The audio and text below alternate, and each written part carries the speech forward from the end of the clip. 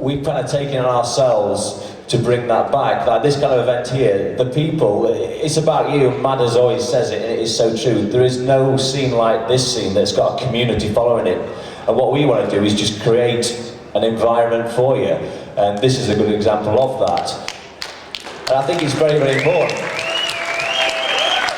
So it's not just about the DJs, you know, it is about the punters, because if you lot aren't there, we're just playing to an empty room. But I think a lot of promoters did get a little bit lazy of late, you know, book some DJs, stick a banner up, and away you go. But you've got to put a little bit more back in for the clubber, as far as I'm concerned, or else the scene will die. And Clubland, from my standpoint, is going through a lot of changes right now. You're seeing clubs going from weeklies to monthlies, you're seeing clubs go down. It's a very difficult scene. There's a lot out there. There's a lot of choices for you clubbers. And as a promoter, we have got to listen to you. We've got to get it right, or you know, it will not survive.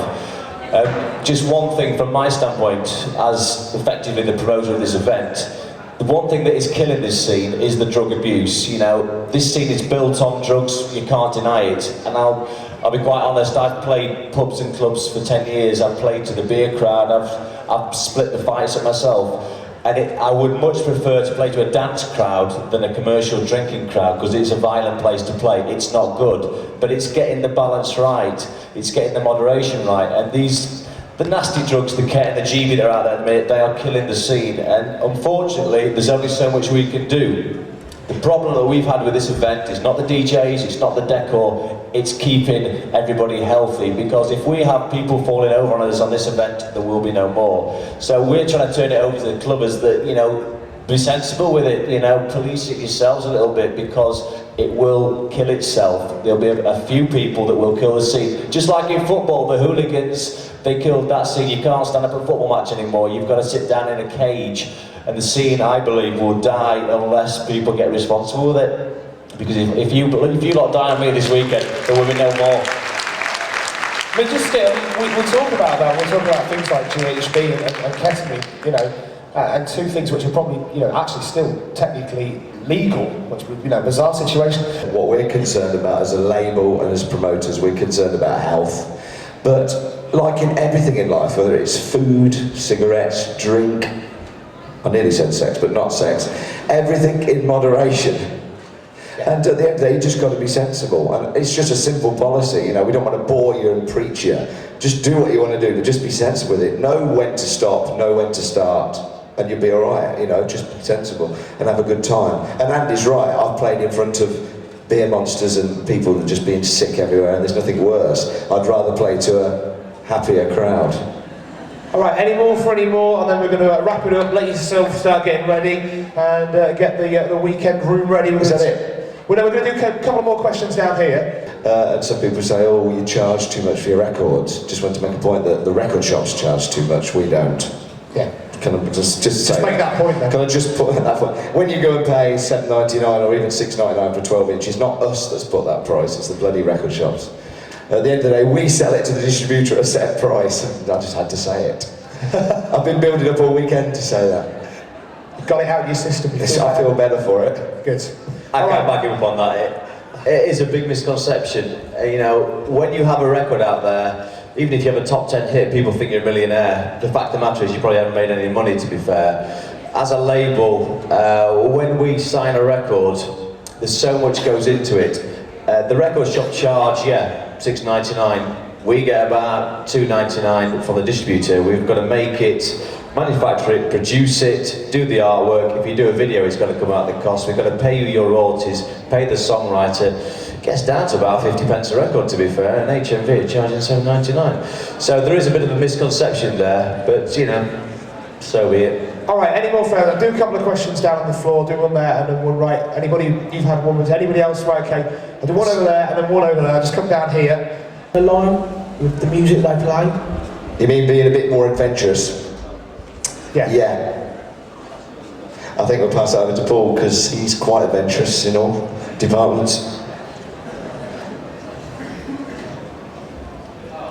But I mean, personally, for me, it's been quite a good thing that a lot of DJs play the same records because it's made me stand out, especially up in North, because what I play is quite a London-based sound. But yeah, I mean, it is bad when, you know, I mean, we used to go to, I don't know how many you used to go to Corporation in Sheffield, but there were 2 rooms, 8 DJs, and you did the same track 6 or 7 times in a night. And, you know, that's not fair on you. I mean, you're going out and paying whatever it is to get in, and you're not paying to hear the same tracks over and over. You can sit at home and listen to a CD and put it on repeat for that. So, yeah, I mean, it is time that DJs did, I mean, like Lee's now diversified into his German trance, which is, you know, I'm not into it, but he likes it. But that's important, isn't it, though? Respect people, for other people's music. That's important, respect for other people's music, isn't it? Yeah, it's, I mean, it's good, you know, if Lee's on Tidy Boys and I'm on, then it's going to be different tunes all night, and that's how it needs to be, really. It just gets all too often there's the same DJs different DJs playing the same record. So sort it out. Okay, do one final question. Just on that, got so much to say. Yes, obviously. On that point, I think what Paul said was very good, because this time last year, if we played Sunday Central, I think everybody was playing out the same box. Now, Lee's gone that way. You know, everybody's got their own little individual. And I think if you see a night lineup and you see Farley, Rob, Eddie, us, and Big Nose over there, Paul, you get sort of across the board now, whereas I think it's better for the scene. About a year ago, it was a bit all humdrum. Me and Andy are different DJs to Paul, obviously, and it's good that we do that. I think if we all were like Paul Glazby, it'd be a shit scene, and if we were all like Eddie, it'd be shit and everything, you know what I mean? So it's about variety. And the other thing is we have to play the same records because people expect us to play the same records. Please play Let's Cry. You've lost it, haven't you? Can I do one final question? Oh, we've got 2 nights to go. You rambles. Right, one final question, and then the guys are going to be down at the front. Let's see if you've got any questions. They're going to be here for a good half an hour or so feel free. If you didn't fit you in, sorry, well, they are going to be here. Feel free to come down and have a chat. That's what it's about. It's a big social thing today. What I really wanted to know is to Andy, really, but how did you make the transition from Jive Buddy to Tidy Track? Well, it's a good question. That was your plans. It's a very good question.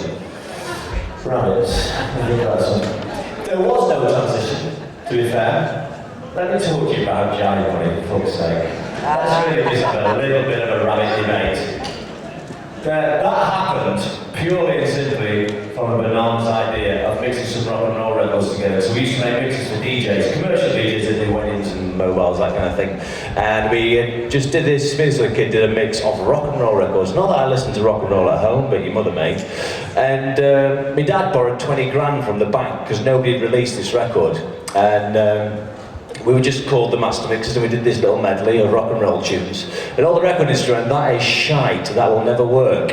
And this friend of my dad's drew a little cartoon rabbit, and we thought, oh, he looks nice, why don't we let him become the artist? So anyway, Jive, running the Master Mixers, were born in July 1989, and we had this record called Swing the Mood. As I say, nobody released it, so my dad borrowed 20 grand, we risked everything, and it went to number 1 for 5 weeks, and we sold 850,000 copies in the UK, which was nice back then. And we went on to have 3 more number 1s, and then it all kind of went wrong from there. But the point of the fact is, if I hadn't done all that shit, this wouldn't be happening today, to be fair, because that gave us the platform to build a business, to do the things that I really wanted to do, which was to make dance music. That was 13 years ago. There was no transition because it was just one of those bizarre things in life that happens, you know, one of them quirky little records that suddenly everybody and their dog wants to buy. That finished in 92, Tidy started in 95. I'm a producer, you know, I can make a dance record or I can make an acoustic record. That's where I came from. I didn't start in this business as a DJ, I started as a producer. As I say, when we opened this debate, I used to record rock bands, some of the stuff Paul Glazby may well like. But you know, I am a producer, I produce music, I produced some rock and roll records which sold, I think, 12 million records worldwide, which gave me, you know, the finance to do this kind of stuff. So, to answer your question is, there was no transition, it was just a bizarre journey. Well, there we go, that's your panel. Thank you very much to Rob Tissera, Eddie Halliwell, Andy Pickles, Amadeus Mozart, Lee Haslam and Paul Glazby.